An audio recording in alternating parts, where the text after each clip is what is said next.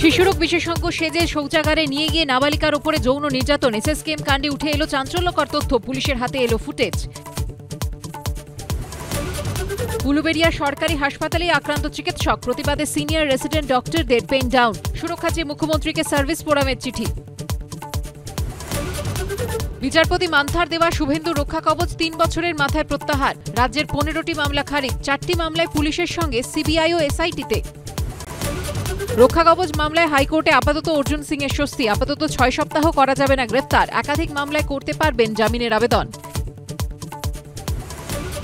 বাংলায় যে কোনো দিন শুরু এসআইআর, তারপরেই নিয়ন্ত্রণে কমিশন। করতে হবে না অন্য কাজ, আর কোনো বদলি নয় বলে বিএলওদের আশ্বাস।